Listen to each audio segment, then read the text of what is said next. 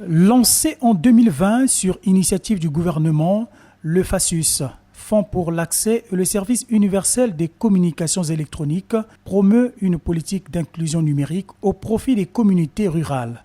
L'inauguration du site FASUS d'Unko dans le département de Dieulefini par le ministre des Postes, des Télécommunications et de l'économie numérique, Léon Juste Ibombo, est une réponse concrète pour permettre à ces populations d'accéder aux services des communications électroniques. L'inauguration de l'antenne MTN de Kouo concourt au développement d'une circonscription entendue comme ensemble de changements productifs et sociaux dont le résultat est l'amélioration des conditions d'existence de nos populations. Projet du reste contenu dans le programme de société du président de la République, la marche vers le développement du Congo. C'est avec un immense honneur et une grande joie que je me tiens devant vous aujourd'hui à l'occasion de l'inauguration officielle de ce site de télécommunication Unko, lieu marqué de nouveaux villages et notre terre promise à la production locale pour une autosuffisance alimentaire.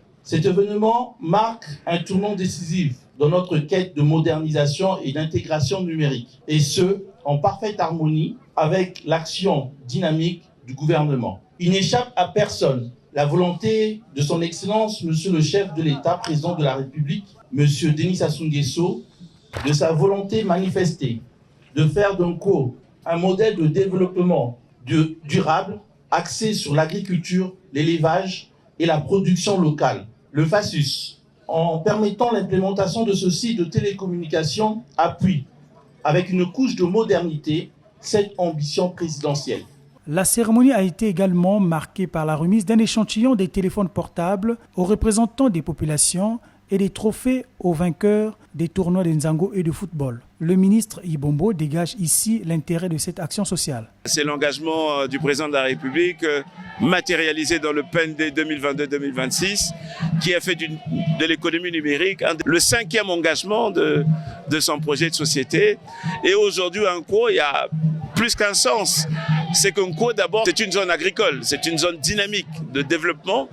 Et on ne peut pas concevoir une zone dynamique de développement s'il n'y a pas les communications électroniques qui apportent aussi l'inclusion financière. Parce qu'à travers cette antenne, il y a le petit commerce qui va naître, c'est-à-dire le commerce de transfert d'argent, de vente de cartes téléphoniques. C'est la mission qui a été assignée au FASUS. Dans la même période du mois de février, les responsables du FASUS ont officiellement remis les salles multimédia à l'école des 3 présidents et au lycée Jacques Opango à Ouando dans le département de la Cuvette. Ceci pour l'épanouissement des jeunes. On n'a pas vraiment trop de salles d'informatique pour apprendre l'informatique. C'est pour ça que moi je le remercie pour ce qu'il nous a offert comme don. Ce bijou que vous avez vu arriver avec facilité est plutôt le fruit des longs efforts conjugués.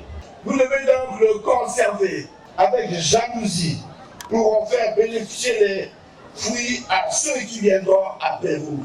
Aux autorités locales, je demande la sécurité pour conserver en bon père de famille cet instrument moderne de formation de nos enfants.